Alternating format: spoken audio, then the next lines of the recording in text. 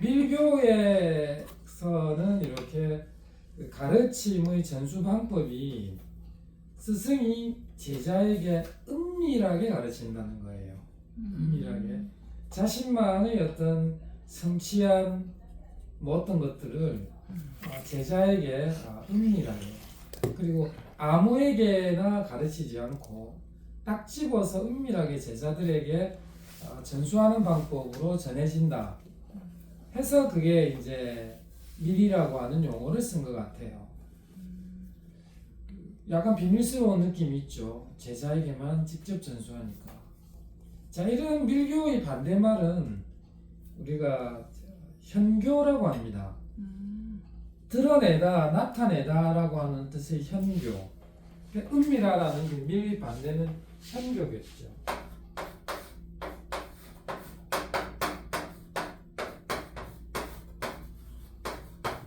이거는 밀교 은밀한 가르침 이렇게 이해하시면 됩니다. 반대말은 은밀하지 않고 그냥 드러내는, 나타내려니까? 밖으로 이거 드러낸다 해서 드러내다, 나타내다 할 때 쓰는 이 현자를 씁니다. 대현자나요? 예? 대현자라고요. 아, 그래요? 네. 그 드러내는 겁니다. 지는 무슨 지예요? 네? 시요. 어? 시현이잖아요. 지? 시현쌤이죠. 네. 시는 무슨 지? 시는 베풀시. 보시할 때 쓰는 시. 네, 네. 이거 네. 뭐 많이 베풀어라 이 말인데. 죽을 때까지 베풀어요. 그 보살행이에요. 네. 밀교 반대말이 현교인데요. 현교는 드러내는 가르침이니까 뭡니까? 경전이라든지 우리가 알고 있는 뭐 사성제 팔정도 이런 게 전부 다 현교예요. 이렇게 경전에 있고 드러내고 하는 거, 그런 게 현교고, 요 밀교는 은밀하게 제자들에게 전수를 하다 보니까 그 어떤 깨달음의 수준이나 경지를 보편적으로 다른 사람은 좀 알기가 어려운 측면들이 있죠. 이 밀교는 대략 인도에서 7세기경, 우리로 치면 600년이겠죠. 600년 되겠죠. 600년 되면 뭐 중국은 당나라 시절이고 우리는 이제 그 고구려 백제 신라가 각축을 벌이고 결국 600년대에 삼국 통일은 이루어집니다. 668년도에 이루어지는데 어쨌거나 대략 그런 시기예요. 시기적으로. 그리고 이 밀교는 그 대승불교의 가장 마지막에 형성된 하나의 흐름입니다. 대승불교의 가장 마지막에 형성된. 그래서 밀교는 기본적으로 대승불교고, 대승불교의 가장 끝자락에 있었고, 인도에서 불교가 소멸되기 직전까지 유행하던 하나의 신앙이었다. 이렇게 이해하시면 됩니다. 그럼 밀교는 어떤 특징이 있느냐? 딱 밀교는 기본적으로 전부 다 의식과 의례가 절차가 복잡해요. 밀교는. 우리 지금 절에서 쓰고 있는 의례들, 의식이나 의례 보면 뭐 천도제든 뭐 일반적으로 관음시식 같은 것도 그렇고 뭐 삼보통청도 다 마찬가지지만 보면 의식의 순서들이 딱이지 않습니까? 처음에 이래요. 부처님을 모시고 앉혀놓고 부처님한테 예를 올려요. 왔습니다. 그래놓고 그 다음에 축언을 해요. 뭐 오늘 이렇게 모인 사람들이 어떤 뭐 기원하는 바가 뭐고, 그리고 그러니까 부처님께서는 이 기원을 좀 받아주시고 이 기원의 힘으로 많은 자들이 또 이 공덕을 같이 나누는, 회항하는 계기가 되게 해주십시오. 그래 절에다 놓고 그리고 마지막에 빠이빠이 이라고 끝나는 거예요. 의식 자체가. 이런 의식은 바로 전부 다 밀교 의식에서 온 거예요. 사실은 불교에는 사실 뭐 그런 의식이라는 게 별도로 존재하지 않았습니다. 이 의식은 기본적으로 전부 다 밀교의 절차예요. 손님이 오면 자리에 앉아 모셔놓고 그분과 대화를 나누고 뜻하는 말을 전달한 다음에 잘 가이소 뭐 이런 거죠. 거기다가 중간중간에 뭐가 들어가냐 하면 주문이 들어가죠. 진언이 들어갑니다. 그러니까 중간중간에 진언이 들어가죠. 내가 원하는 바를 원하는 진언을 넣어요. 그래갖고 그 또 다른 사람이 회양한다 해서 보회양 진언이 등장하고요. 또 마지막에는 보면 혹시 빠뜨린 거 없나 싶어가지고 보궐 진언도 들어가요. 이런 거예요. 우리 모든 의식이 그렇습니다. 이게 전부 다 뭐냐면 밀교예요. 그래서 밀교는 의식과 의례나 절차가 중시 여겨지기 때문에 기본적으로 이 절차 중간중간에 주문이 들어간다는 것만 기억하시면 돼요. 여러분이 알고 있는 진언, 보통 진언이라고도 하고 다란이라고도 하죠. 좀 길면 다란이, 좀 짧으면 진언 이렇게 해요. 그러니까 다란이는 전체로 좀 길죠. 뭐 지장보살하는 첨도 다란이 길잖아. 광명진은 짧죠. 정급진은 짧아요. 짧은 건 진언, 긴 거는 다 아마 통틀어서 다란이라 한다 이렇게 이해하시면 돼요. 기본적으로는 다 주문입니다. 주문인데 밀교는 의식과 의례 절차를 중시 여기고 그 다음에 진언이 반드시 들어간다. 그래서 여러분이 아는 진언은 전부 다 밀교 거다 이렇게 보시면 돼요. 근데 보면 금강경에도 그 진언이 있어요. 금강경 진언이 있거든요. 맨 뒤에 진언이 나와요. 그 다음에 그 반야신경에도 진언이 나오잖아요. 아재 옆집 아재 하는 거 있잖아요. 이 진언이 들어간다. 그렇다면 금강경이나 반야경은 전부 다 공사상을 얘기하잖아요. 공사상을 얘기하는 그 초기 대승경전에 이미 밀교적 요소가 들어가 있었다는 겁니다. 그러니까 7세기에 인도에서 밀교라고 하는 큰 흐름이 형성이 되었지만 이미 기원 전후에부터 대승불교 초기에서부터 이미 힌두의 영향을 받아서 브라만교의 영향을 받아서 불교 안에 이미 주문이 들어와 있었다. 이렇게 이해하시면 됩니다. 부처님은 어떤 입장이었을까요? 주문에 대해서. 하지 마. 부처님은 주문 같은 거 주술적인 거 아주 싫어하셨던 분이죠. 이미 그 당시에 브라만교회는 전부 다 주문을 했단 말이에요. 그래서 부타께서는 주문하지 말았겠어요. 근데 뭐 스승말 듣는 제자 있나? 세월이 지나니까 좀 대중적으로 이 진언을 즐겨 쓰는 사람들을 불교에 수용하기 위해서 진언이 사용될 필요성이 있었다 이렇게 보시면 돼요. 사실 진언의 내용은요 들여다보면 별거 없어요. 그냥 인도 말이다 이거밖에 없어요. 뭐 아제 바라승아제 모지사와는 가테 파라가테 파라상가테 보디스 와하거든요. 이 내용 뭐냐면 가자 저 깨달음을 연도로 가자 뭐 그런 말이에요. 딴 거 없어요. 그냥 인도 말인데 이게 한글로 번역하면 재미가 없거든. 번역하면 괜히 뭐 번역 그대로 했다가는 그 바라는 것도 안 될 것 같고 공덕도 없을 것 같고 그런데 다란이는 전통적으로 원어를 그대로 쓰고 한글로 번역을 안 하죠. 사실 번역을 해버리면요 문제가 생길 게 많아요. 왜냐하면 사실 신묘장구 대라니 같은 거 있죠. 그거를 번역을 해보면요 거의 힌두교 시바신이에요. 관세음보살을 이제 인도 사람들은 거의 시바신으로 생각을 해요. 관세음보살. 그러니까 내용에 들어보면 전부 시바에 관련된 것 같아요. 그러니까 그거를 한글로 풀어서 뜻을 이해하고 쓰면 신심이 나을지 모르겠어요. 그래서 진언이나 다란이는 전통적으로 원어 그대로 쓴다. 물론 원어 그대로도 아닙니다. 원어를 한문으로 음역한 걸 갖다가 다시 우리말로 음역을 하니까 가테 파라가테 이게 한문으로 갈제 파라갈제 이래 돼요. 그러니까 우리가 쓰면서는 또 음이 부드러워 유마되죠. 그래서 아제 바라아제 우리식 발음대로 이렇게 표현하게 된 거죠. 그러니까 원래 인도말과 또 한문과 우리말은 각각 다 다릅니다. 각각 다 다르지만 일반적으로 대중들이 사용하기 편안한 형태로 발음되어질 뿐이죠. 그러니까 너무 진한에 꽂힐 필요는 없어요.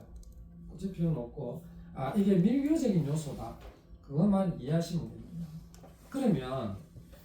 그럼 밀교를 신앙하는 밀교도들은 어떤 수행을 할까? 도대체 그 사람들은 우리나라의 그 종파 중에 포항에 위덕대학이라는 대학이 있어요. 위덕대학교가 그 진각종에서 하는 대학입니다. 동국대학은 조계종에서 하는 거잖아요. 이런 식으로 또 태고족에서 하는 대학도 있죠. 대학도 있어요. 그거는 성가 스님들 중심으로 이렇게 하는 동방대학인가 동방불교대학인가 뭐 있어요. 이런 식으로 그 밀교 종단도 많이 우리나라에서 활동을 하고 있는데 크게 두 개예요. 그 진각종하고 하나가 또 까먹네. 전 맨날 까먹어요.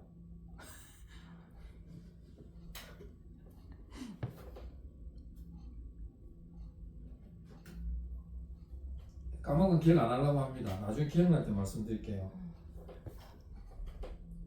그 진각종은 우리는 무슨 사잖아요. 절 이름이.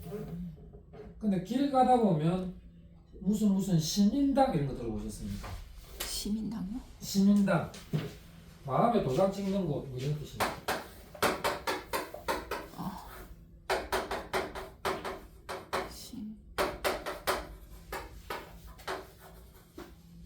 그거는 이제 절 이름이 시민당이라고 그럽니다. 시민당. 아마 요걸 알았으니까 다음에 이렇게 가다가 절 비슷한 데 딱 보면 시민당이라서 나오는 걸 아마 발견하게 될 거예요. 절 마크는 있어요? 근데 아니요, 뭐 보통 조계종단에서는 이게 점 3개 이걸 많이 쓰는데 그런 건 없어요. 근데 느낌이 절 느끼면 나요. 무슨 시민당 이런 거. 아무튼 이분들은 그러면 주로 주문을 많이 하고 하는데 이분들은 뭐 어떤 수행을 할까? 전체적으로 약간 불교보다는 힌두교에 가까워요. 이 구조 자체가 수행의 구조가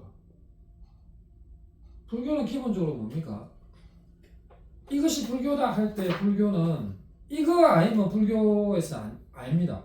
불교는 기본적으로 그 제법무화 이거 많이 들어보셨죠? 제법무화. 모든 존재, 이에서 법이란 존재예요. 모든 존재에는 무화, 나라고 할 만한 실체가 없다. 찰나생 찰나멸 하는데 거기 내가 어딨노? 그럼 지금 내는 우리가 일상적으로 말하는 내는 뭐냐? 그것은 그러한 하나의 흐름일 뿐이지. 흘러가는 데 있는 어떤 우리 물을 흐르는데 저기 내 거다 니 거다 하지 않잖아요. 그저 조건과 조건에 따라서 상속되어진다. 흘러갈 뿐.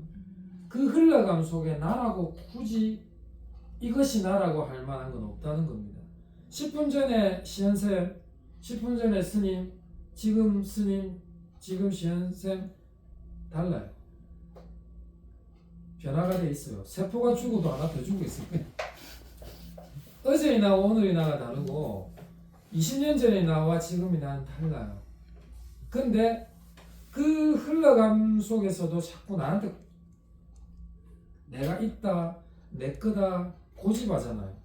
이 불교에서 이거 버리라는 겁니다. 이러한 게 전부 다 번뇌를 만드니까 나와 내 거 이것을 버려버리면 되는 게 불교적 수행이죠. 그래서 불교는 무아론이라고 합니다. 나라고 하는 거 실체가 없어. 그 무아론이 뭡니까? 다 공사사이고 다 이래요. 공하단 말이지. 그 내가 어딨노 하는 겁니다. 제가 불교학 하시는 분들한테 맨날 하는 얘기가 있어요. 요 세 개는 무조건 해야 한다. 연기. 모든 존재는 연애.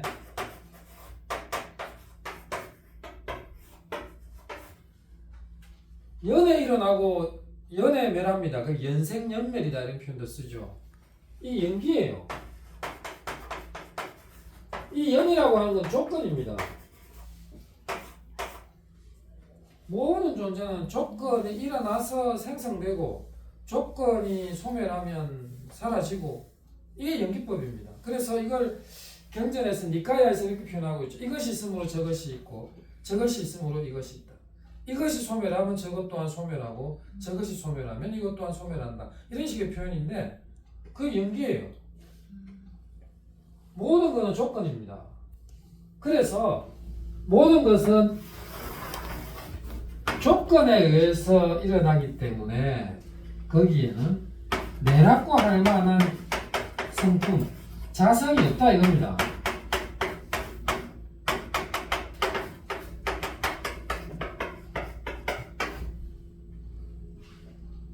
그렇기 때문에 뭐다? 모든 존재는 공한 것이다. 연기무자성공 이게 초기 불교부터 대성불교까지의 하나의 맥락입니다. 연기무자성공은 꼭 기억하세요. 불교학을 하는 사람이 연기무자성공은 딱 머리에 박아놔야 됩니다.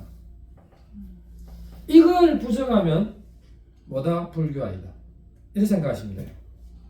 불교에 종파도 많고 종갓도 많고 오만 개 다 있지만 다 불교라는 하나의 지붕 밑에 사는 거는 이 공통점 때문에 그렇습니다.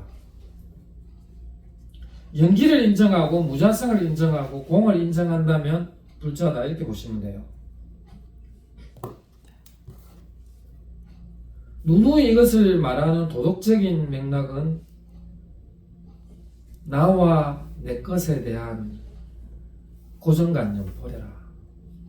그것이 모든 번뇌의 원인이 된다.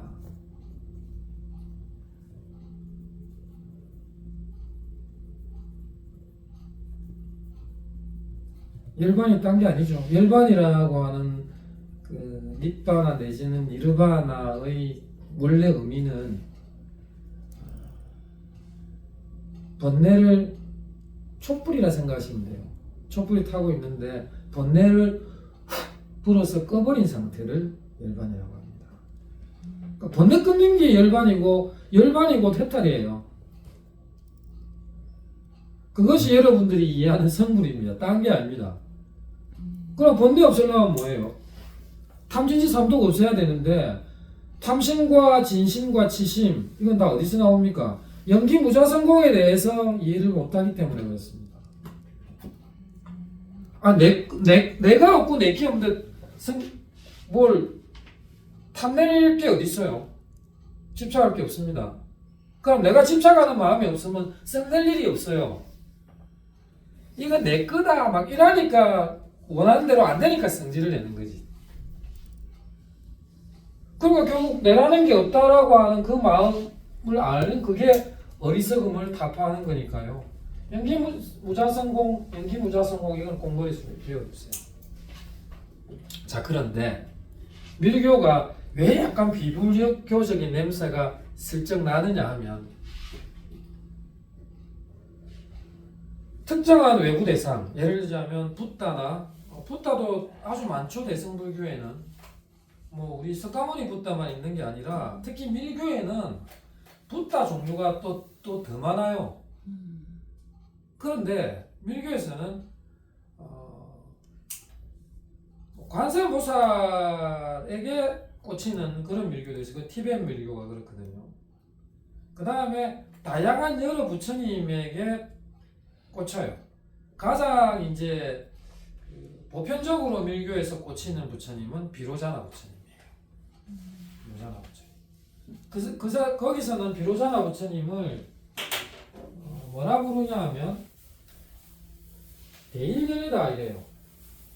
왜냐 비로자나의 인도말 바이로차나라고 하는 말은요 해가 강하게 쫙 비치다 이런 말이거든요. 그러니까 우리 빛은 세상 모든 만물에게 공평하게 비춰줘요. 근데 자라는 지가 조건 따라 다 생육이 다르겠지만 그것처럼 비로자나 부처님은 이 우주 모든 곳에 거대한 광명을 갖다가 비춰주시는 그런 부처님입니다. 그래서 바이로차나 그걸 비로자나라고 하는데 이 비로자나는 모든 우주에 이 빛을 비춘다는 의미를 가져가지고 이 비로자나 부처님을 밀교에서는 큰 태양과 같은 부처님, 그래서 대일결이라고 안 들어보셨어요? 대승불교에서도 그렇게 부르는 거 아니에요? 네? 대승불교에서도 대일열이라 하지 않아요? 대일결이라고 하는 명칭을 붙이는 건 밀교입니다. 그래요?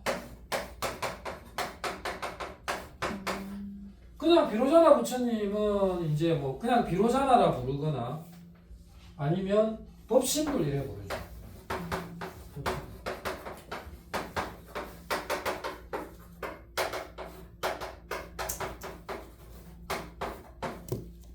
대일결이라고는 호칭을 붙이는 거는 밀교입니다. 이 비로자나 부처님이 등장한 주인공인 경전이 화엄경이죠. 화엄경의 주불이 비로자나입니다. 그러니까 이 밀교는 기본적으로 화엄경과의 영향을 많이 받았다. 그 맥락을 이어받고 있다. 이래 이해하시면 돼요. 근데 문제는 이 사람들의 수행법이 보면 무아론에서 약간 벗어나는 느낌을 줘요. 뭐냐 하면 여기에 대일열애가 있지 않습니까? 그럼 이 대일열애나 뭐 간세음보살이 되든 어느 보살이 되든 여기에 내의 그 마음? 우리 보통 그 업을 짓는 게 뭡니까? 신구의 삼업이죠. 몸으로 업을 짓거나 바로 주찬다든가 그 다음에 구 막 너무 뒷담한다든가 의 겉으로는 웃고 있지만 속으로는 저 죽일로 이러면서 막 원망을 가진 이런 마음. 그러니까 몸과 입과 마음으로 짓는 이게 업을 만드는 핵심적인 거에 대해서 우리 삼업이라고 부르지 않습니까? 자, 그러면 업에는 물론 좋은 업도 있고 나쁜 업도 있어요. 그렇죠? 악업, 선업 이런 말로 쓰는데 어쨌거나 이 모든 과거로부터 지금까지 행해왔던 내 모든 행위들 그 중에서도 나쁜 업들을 갖다가 싹 소멸시키는 이 소멸된 것도 바로 해탈입니다. 같은 거예요. 같은 건데 이 신구의 삼업을 갖다가 소멸하고자 하는 게 기본적으로 밀교의 수행 방법입니다. 자, 그러면 수행 방법은 그러면 몸으로는 어떻게 해서 이 업을 소멸시키느냐? 그리고 입으로는 어떻게 해서 업을 소멸시키고 마음은 어떻게 해서 업을 소멸시키느냐? 자, 그러면 몸으로 해서 업을 소멸시키는 것을 그들은 신밀이라 이래요. 밀자를 붙여가지고 신밀. 그러면 입을 통해서 삼업을 소멸시키는 것은 구밀. 그 다음에 마음으로 삼업을 소멸시키는 것은 음밀이라고 부른단 말이에요. 그래서 이 사람들은 이 자신들의 수행을 삼밀 수행이다 이래요. 삼밀. 밀이 세 개죠. 삼밀 수행. 몸으로 업을 소멸시키고 입으로 업을 소멸시키고 마음으로 업을 소멸시키는데, 자, 그러면 제가 약간 밀교는 힌두적 요소가 있다는 게 뭐냐면 요 부분입니다. 마음으로 업을 소멸시키는 방법이 뭐냐면 이 어떤 절대적 가치, 이것이 붓다든 보살이든 이 대상에 대해서 내가 이 대상하고 합일돼 보자는 거예요. 합일. 정신적으로 계속 내 머릿속에서 사티를 두는 거죠. 계속 생각하면서 이 붓다와 보살과 나와의 합의를 추구한다는 겁니다. 이거는 힌두 수행이죠. 힌두 수행의 특징이 뭡니까? 아트만 들어보셨죠? 네. 아트만, 브라흐만, 범이라 그래요. 범. 그러면 아와 범. 브라흐만이 최고신이죠. 인도에서. 최고신인 범과 나가 합일되자. 이게 뭡니까? 여러분 고등학교 때 많이 배웠죠? 범아이디어. 이게 힌두예요. 불교 아닙니다. 브라마와 내가 이디어 하나와 같이 되는 겁니다. 범아이디어. 이건 힌두 수행이잖아요. 근데 이 밀교에서는 내가 불보살과 합의를 하고자 한단 말이에요. 이거는 불교라기보다는 힌두적 요소가 강하다. 자, 그러면 몸으로는 어떻게 하느냐? 우리 여러분 이렇게 제사 지낼 천도제 할 때도 쓰기도 하죠. 관세음보살이 버드나무 가지를 들고 있으면 작양지 진화 해가지고 손 모양 수인 나오는 거 42수 이런 거 그림도 있는 거 보셨죠? 그게 다 이거 뭡니까? 몸 동작이잖아요.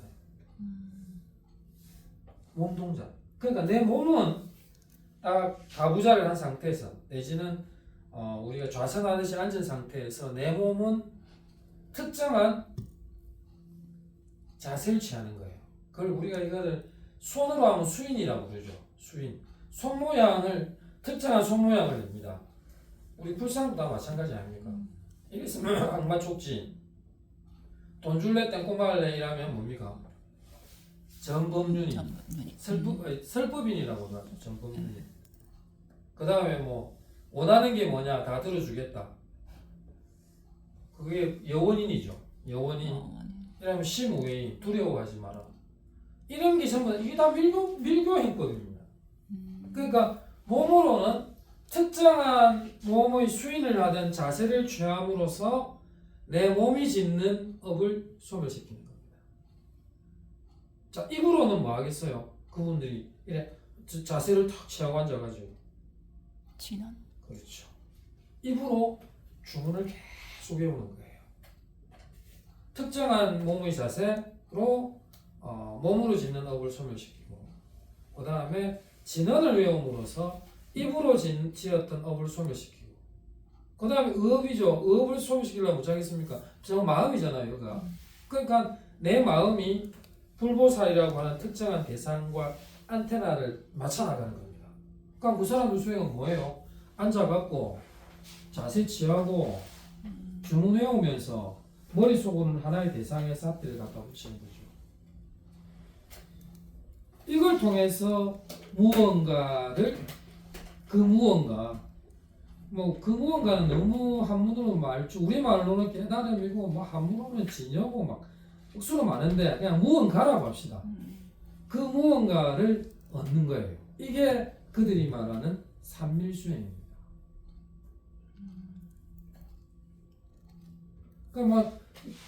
근데 결정적으로 이거는 약간 이렇게 어떤 불보살과 나의 합의를 추구한다는 거는 불교의 무아론에 좀 맞지 않는 거 아니냐.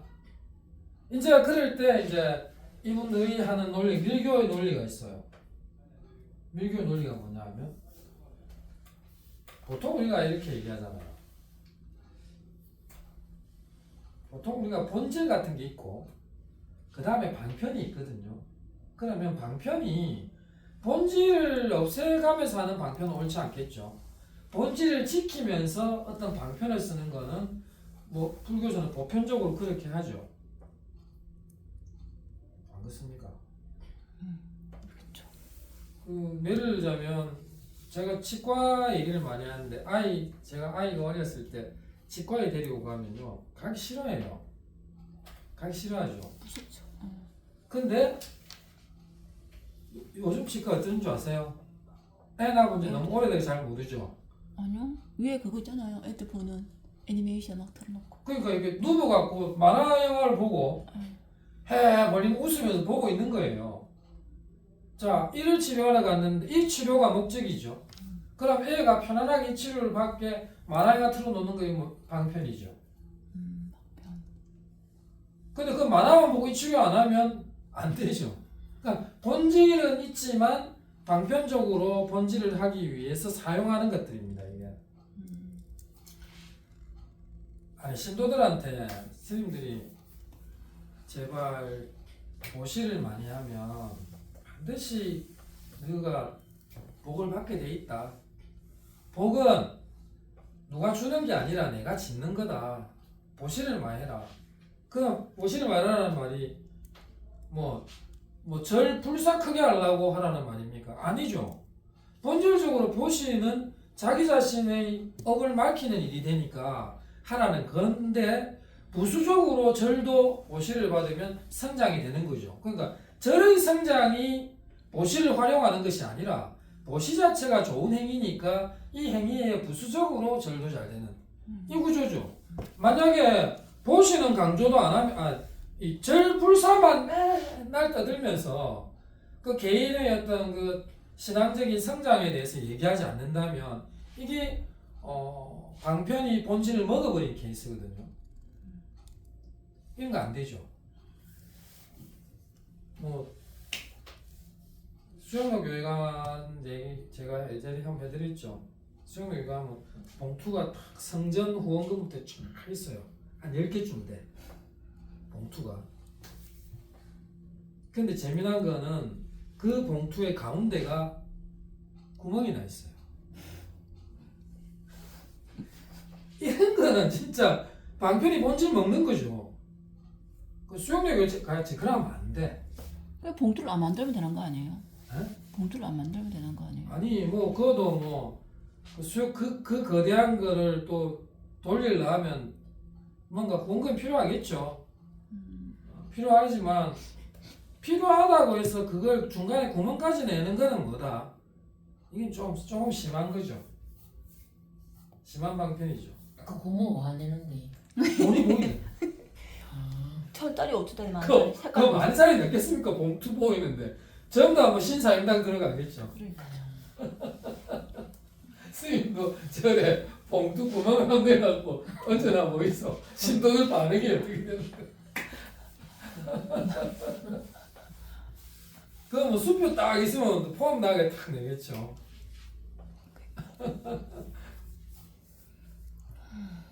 아무튼 이렇게 전체적으로 현교 계통은 본질이 방편보다는 이렇게 위에 있어요. 우위에 있어요. 그런데 밀교는 아닙니다. 밀교는 특징이 본질 후에 방편이 있다고 보는 겁니다.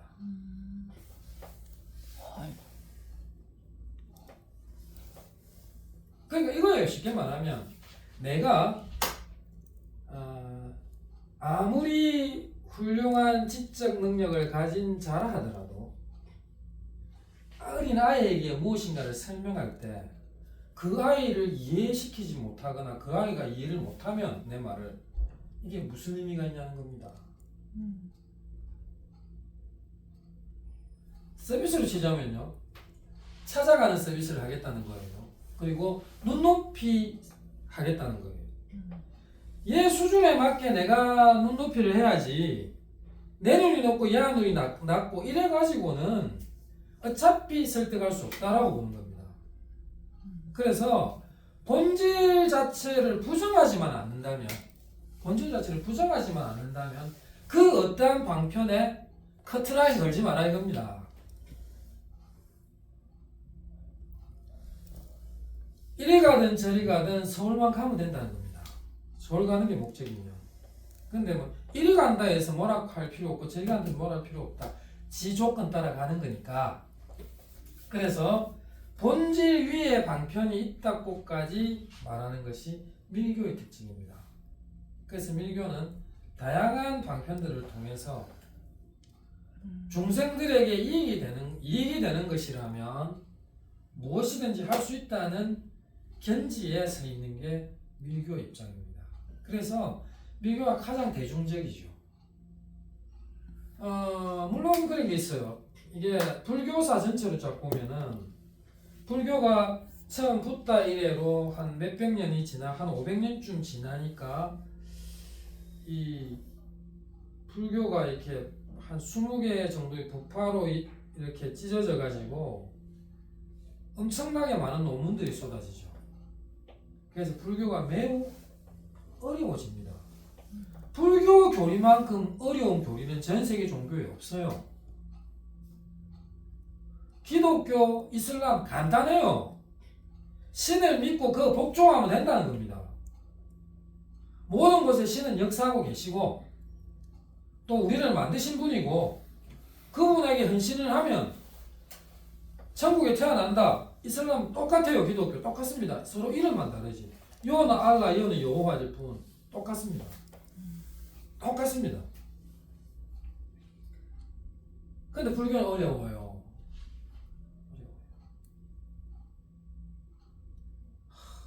사성제는 조금 맨날 불교다에 들어가 알긴 알겠는데 사성제는 고진별도는 알겠는데 요거 대충은 이해가 돼요. 그러면 그 도 어떤 길을 가야 멸의 단계에 들어가는데 그 도는 뭐냐면 이제 팔정도가 착 나오죠. 이제 팔정도 나오면 그게 뭐가 나오겠습니까? 37조도 품회가 37보리분법 있죠. 37가지 깨달음의 편에 서 있는 수행의 길들이 나온단 말이에요. 그럼 그 하나하나 들어가면 어떻게 돼요? 골머리가 이제 아프게 되죠. 그래서 불교는 매우 어려운 교리입니다. 매우 어려운 교리. 근데도 이렇게 불교 신도들이 이렇게 그 절이 잘 댕긴 거 보면 참 신통방통해요. 그 신앙심이 기본적으로 있어서 그렇겠죠. 근데 이렇게 불교가 되게 너무 어려워졌어요. 한 500년 뒤에. 그때 좀 쉬운 불교하자. 좀 쉬운 불교하고 대중적인 불교하자. 그리고 먹고 살기 바쁜데 맨날 어째 수행이 되노? 생활 속에서 이렇게 하는 수행을 좀 하면서 뭐 좀 이래 그걸 흔히 우리 바라밀행이라고 합니다. 어쨌든 자기 공덕을 짓는 일상의 생활 속에서 할 수 있는 그런 불교, 약간 신앙심에 기댈 수 있는 이런 건 없냐. 그래서 나온 게 대승불교입니다. 그래서 대승불교가 인기를 쫙 끌었죠. 그런데 대승불교가 단 한 번도 기존의 부파불교보다 세력이 셌던 적은 없습니다. 그러니까 우리가 대승불교라고 하지만 부파로 치면은 20여 개의 부파가 있는데 대승부라고 하는 새로운 불교 운동을 한 부파가 생겼다 이렇게 생각하시면 돼요. 근데 이 부파가 세력이 점점 커져요. 커집니다. 커지는데 얘네들도 세력이 커지다 보니까 또 어려워진 거야 불교가. 여러분 맨날 뭐 공사상 유식사상 하면 머리 좀 아프거든요. 공부해 보면 쉬운 불교 하자고 했던 애들이 또 어려워지네. 그러니까 또 신도층이 또 흘비해진단 말이에요. 그럼 얘들 땡겨와야 될 거 아니에요 현실적으로. 자 그러려면 얘들의 눈높이에 맞는 쉬운 불교를 하자. 그래갖고 더 쉬운 불교 하자고 생겨난 게 뭐다? 밀교입니다. 그러면서 기존의 힌두교에서 하고 있는 것들 대중들이 그 익숙해져 있으니까 그것들을 싹 갖고 와버려요. 그게 대표적인 주문이에요. 주문 엄청나게 도입하고 주문 이거 하면 복 받는다. 그러고 업소멸시킬 수 있다. 해서 막 주문을 막 땡기죠. 그렇게 함으로써 또 밀교가 세력이 형성이 됩니다. 근데 문제는 이 밀교가 너무 힌두교를 많이 가오다 보니까 뭐가 밀교고 뭐가 불교인지 나중에 대중들이 헷갈려 버립니다. 그런데 그 힌두교 쪽에서 멋진 대안을 제시하죠. 그 힌두의 신은 크게 3신이죠. 브라흐마, 비슈누, 쉬바 이렇거든요. 브라흐마는 창조를 하는 신의 개념. 그 다음에 비슈누는 이 세계를 유지해 나가는 신. 쉬바는 이 세계의 소멸을 관장하면서 동시에 창조로 연결하는 신. 이렇게 해요. 그러니까 제일 신도들이 많은 건 쉬바 성린 신도들이 제일 많아요. 그 다음에 비슈누도 상당하게 많고 브라흐마 쪽은 의외로 그 신전이 좀 적어요. 근데 어쨌거나 간에 이 힌두에서 만들어낸 논리가 뭐냐면 이 세계를 유지하는 신인 비슈누 신이 다양한 모습으로 자기 아바타를 세상에 내놓은 거예요. 우리는 말 아바타. 근데 우리 불교의 붓다가 바로 비슈누 신의 아바타다. 비슈누 신이 세상에 나왔다는 겁니다. 그 당시에.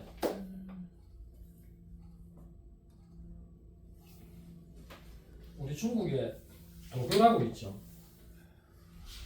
도교 경전 중에 하나가 노자화호경이라는 게 있어요. 노자가 오랑캐가 되었다. 이 오랑캐가 누구냐? 붓다입니다. 노자가 붓다로 세상에 나타났다는 겁니다. 그럼 을토당토하는 경도 만들어내죠, 걔네들. 이런 거하고 똑같은 거예요. 그러니까 우리가 알고 있는 고타마 시탈타라고 하는 성자는 바로 비슈누 신이 이 세상에 자기의 모습을 드러낸 거다. 아바타다. 그러니까 뭡니까? 불교하는 사람, 그럼 우리 붓다나 비슈누나 같네? 그 이제 불교라는 색채가 점점 흐려지죠. 그래서 완전히 힌두화돼 버립니다. 그게 인도에서의 불교의 소멸이다. 변별력이 떨어지니까. 그러니까 밀교는 이렇게 무아론도 어떻게 보면 무아론에 어긋나는 것 같지만 방편적으로 업의 소멸을 위해서 약간 무아를 옆에 채워놔도 된다 이 말입니다. 그러니까 방편이 본질보다도 약간 우위에 설 수 있는 게 밀교적 전통이죠. 그래서 현교하는 저 같은 학자도 마찬가지고 부처님의 경전을 중시 여기는 이런 사람들은 밀교하고 안 맞죠. 물론 밀교의 이 삼밀수행의 음일이라고 하는 부분에 아주 종류가 많아요. 명상법이. 그거는 이제 밀교라고 하는 별도의 수업 시간에 해야 되는데 오늘은 다음 시험을 위해서 삼밀수행을 설명만 한 거니까 여러분이 갖고 계신 교재에 보면 삼밀수행이 이렇게 정리가 잘 돼 있어요. 그 책을 보시고 참고하셔서 하시고 시험은 오픈북입니다. 오픈북이니까 이 정토불교의 세계 18, 19, 20원 나오니까 참고하시고 그다음 밀교 교재 갖고 오셔서 삼밀수행 책 보시면서도 좋아요. 정리만 잘 하시면 이렇게 갖고 왜 비웃어요? 책 보고 아니 대학은 원래 오픈북으로 해요. 근데 오픈북을 하는데 원래는 좀 골치 아프게 논하시오 이렇게 하는데 제가 이렇게 사람 머리 아프게 하는 거 싫어합니다. 그래서 수업 시간도 머리 아픈데 시험까지 머리 아플 필요가 있겠습니까? 아무튼 이 밀교의 삼밀수행이라고 하는 것은 그런 겁니다.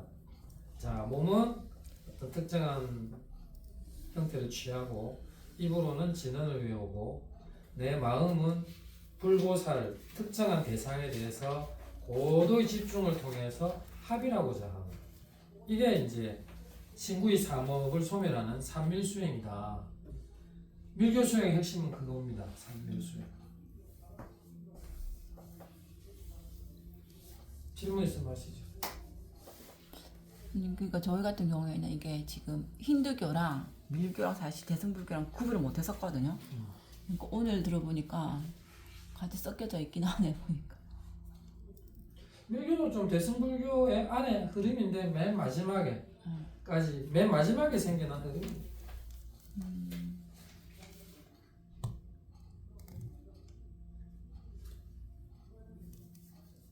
여러분이 절에서 하는 대개의 행위들은 전부 다 좀 밀교적 요소가 많죠. 우리 뭐 절에서 소지 같은 거 하잖아요. 소원 적어놓고 이거 전부 다 밀교입니다. 왜냐하면 뭔가를 태우면 영리는 하늘 올라가잖아. 하늘 올라가서 우리가 희구하는 어떤 특정 대상에 전달되어진다고 하는 거예요. 그게 이 소지. 회향이 아닌가? 예? 회향한다고 생각했는데 그게 아니네. 그거는 이제 말이 좋아서 회양. 회양이라는 말이 여기서는 이제 어떤 법회를 하든 뭘 하든 그게 마친다는 개념에서 하는 거고, 원래 또 회양이라고 하는 거는 나의 공덕을 타인에게 돌리는 걸 회양이라고 하거든요. 근데 태우는 행위가 타인에게 공덕을 돌리는 행위 그것과는 아주 무관해요. 그건 그저 의식이나 절차예요.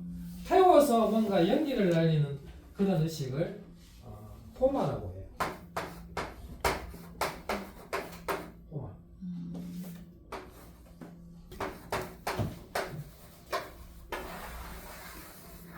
태움. 이 호마 의식은 전 세계 공통적인 의식 중에 하나예요. 성서에 보면요, 여호와가 아브라함을 시험에 들게 하죠. 네 아들 이삭을 번제에 바쳐라 이랍니다. 번제가 뭐냐면요, 재물 아닌가? 에? 그러니까 뭐 태워 죽이는 거죠. 태워 죽이는데 번이 어떻게 태워 죽이냐면 각을 뜨는 거예요. 여러분 그거 드셔보세요. 그 소고기 깍둑썰기로 먹는 소고기 구워 보신 적 있어요? 아니요. 어머, 깍두썰기. 그러니까 태워서 살을 깍둑썰기에서 바치라는 겁니다. 여호와에게. 그게 뭐냐면 이미 그 유대인들의 습속 전통에도 자신의 뜻을 하늘로 전달하는 것은 태워. 뭐 힌두는 태우는 게 더 심하죠. 왜냐하면 힌두는 화장하잖아요. 그 연기를 타고 올라가는 거예요. 화장을 하면 내 영혼이, 그게 아트만이 그런 거예요. 올라가갖고 달의 세계 갔다가 여러 세계를 돌아다니다가 신의 세계에 들어가가지고 거기서 신의 음식이 됩니다. 공덕을 많이 지었으면 신에게 오랫동안 먹히겠죠. 신의 음식이 된 다음에 다시 비가 올 때 구름에서 비를 타고 지상에 내려와서 식물에게 들어가요. 아트만이. 그러면 그 식물을 먹은 남자의 정액이 돼요. 그리고 여성에게 들어가죠. 이게 쉽게 말하면 아트만의 윤회예요. 그러니까 연기 타고 올라갔다가 비 따라 내려와서 먹히고 정자되고 또 윤회하고. 그러니까 인도인들은 무조건 태우는 의식이에요. 그래서 뭐 우리도 옛날에 뭐 이 호마라고 하는 게 몰랐을 때도 뭐 우리 유교식으로 중국에 있었다는 거잖아요. 제사 지내면 지방을 불을 태우잖아요. 제례는 지금 중국에서 왔잖아요. 그러니까 중국도 그렇고 인도도 그렇고 유대인도 그렇고 전부 다 뭔가를 태워서 어떤 특정한 대상에게 자기 뜻하는 바를 올리는 점에서는 똑같다. 힌두교도 사리 이런 거 있어요? 응? 사리? 부처님 사리처럼 뭐 이런 거 있어요? 그런 사람들은 사리 자체를 중시 여기지 않죠. 그럼 우리도 사리를 그래 중시 여길 필요는 없어요. 사리가 그 중요한 건가? 지금은 인도네시아나 이런 데 가면요, 사리 공장이 있어요. 공장이요? 사리를 만들어줘요. 사람의 그걸 가지고 사리를 만들어줘. 색깔까지 내요. 색깔 있더라고. 색깔까지 내요. 그거 만드는 거라고요? 좀 그건 신앙적인 것도 있지만 사리를 너무 중시 여기지 마라 이런 말입니다. 그게 무엇이라고? 그게 물질 덩어리일 뿐인데. 그 물질에 왜 꽂혀요?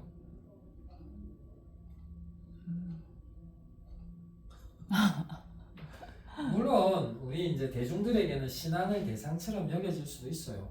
뭔가 눈에 보이니까, 그리고 어떤 부처님의 영험 같은 게 느껴지니까, 그럼 느껴지는 그 자체는 나쁜 게 아니에요. 소중한 거예요. 하지만 제가 그랬죠. 본질은 붓다에 대한 강한 믿음이 본질인데 그 살이라고 하는 방편에 너무 꽂히지 말라는 겁니다. 너무 꽂히지 말고, 그 일반인한테도 살이가 나오기도 하죠. 나오기도 합니다. 살이 자체가 뭘 의미한다거나 이렇게 생각하실 필요는 없어요. 아무튼 다음 주 시험 잘 치시고 오늘은 여기까지 하겠습니다.